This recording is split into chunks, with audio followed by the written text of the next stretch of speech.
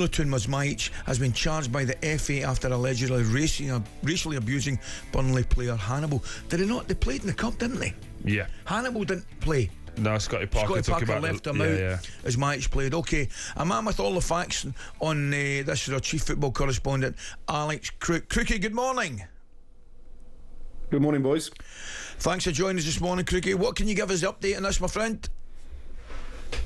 Yeah, as you say, this was reported yesterday afternoon, or revealed by the FA yesterday afternoon. It's been dragging on for some time, actually, because the alleged incident took place during a 0-0 draw at Deepdale as long ago as last month.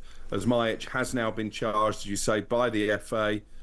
In the statement released by the FA, it's alleged the forward acted in an improper manner and or used abusive and or insulting words towards an opposing player, contrary to FA rules. It was further alleged that this breach constituted an aggravated breach, as it includes a reference, whether express or implied, to colour and or race. So quite serious charges levelled against Osmajic. He has until March the 25th, so a week today, to respond to these charges. We know that he strongly refuted the allegations. His manager, Paul Heckingbottom, backed him before that FA Cup tie. And actually, I remember Troy being quite animated by some of the comments that Heckingbottom made when he said that this incident would, quote, add some extra spice to that FA Cup tie, which seemed a strange thing to say at the time. Osmajic does have previous when it comes to the FA. He was banned for 8 games for biting the Blackburn player Owen Beck earlier this season. He did admit that charge of violent conduct and was fined 15 grand. Now, I've been looking at sort of precedent for punishments if players are found guilty for this type of offence. And we go back to 2011. Luis Suarez, he was banned for 8 matches for racially abusing Patrice Evra at Manchester United. So, yeah, really serious accusations, and sadly not the only racism story that we're talking about this morning. Chelsea had to release a statement as well, strongly hitting out at online abuse of Wesley Fofana following their defeat against Arsenal at the weekend. I know players, staff and the sporting directors at Chelsea have reached out to Fofana and checked on his well-being, but I think it's really sad that we're sat here in 2025 and players are still subject to this kind of abuse on social media. Of course it is, Crook. It's ridiculous. And somebody will need to explain to me, I mean, I keep saying to Shaban, surely it must be relatively easy for people to take responsibility on their social media comments. I mean, that cannot be difficult, surely, Crookie, Troy. No, it's not. It's something that could easily be done, but unfortunately these social media companies don't really want to take care of it. Crookie, I got a quick question for you. So the week to respond is basically he's been found. They found him guilty. He's got a week to appeal against it. Is that what the suggestion is? No, he's been charged with this offence, so he's got a week to either admit it or plead innocent, and then there'll be a full investigation. And in the fullness of time, we'll get a lot of evidence, I'd have thought, from the FA as to exactly what took place during that exchange. Yeah. I would imagine that he will refute the allegation he has done already. So I suppose my question is, why has it took a month to get to this point? And then we're still potentially going to have, 2-3 months of arguing over it as well? Or do the FA set dates on this type of thing?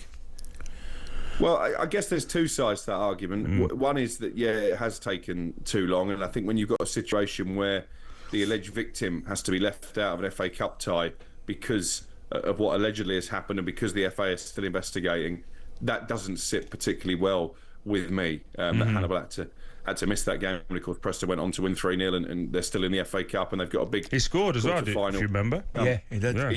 He did.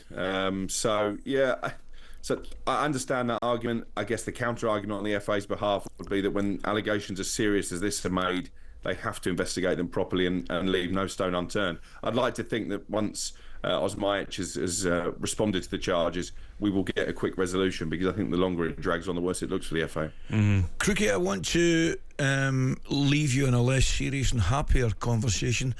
Comfortable victories. It doesn't happen very often at the same weekend. Comfortable victories for your team and my team at the weekend. How are you with that? I was good with that, and actually, listen, you can say it's only Leicester, and of course I've got that from various fans of other clubs. But actually, I got to say myself, it was only Celtic, mate. But whisper it quietly. That's 4 good performances in a row for United, isn't it? Both legs against Sociedad. Yeah. Really good against Arsenal, particularly in the second half. And now Leicester. I know Troy's a big fan of Ruben Amorim, and it looks like finally his message is starting to get across. I'm not going to get carried away because there's always a smack in the face around the corner when it comes to Manchester United. But they're going to win the Europa League, Ali, aren't they? I'll tell you what, it's open. It's open. Ruben Amorim's, I mean, he's a bit like Ange me. I genuinely like listening to the two of them, and I want them to do well. I want their teams to do well. Europa League, wide open. We'll see in the final of it. Are you happy with yourself for that? Do you know who didn't do well? Yeah, absolutely. You know who didn't do well? All week at Cheltenham, I could do my own thing. My friend over here sent me a list on Friday of all his tips.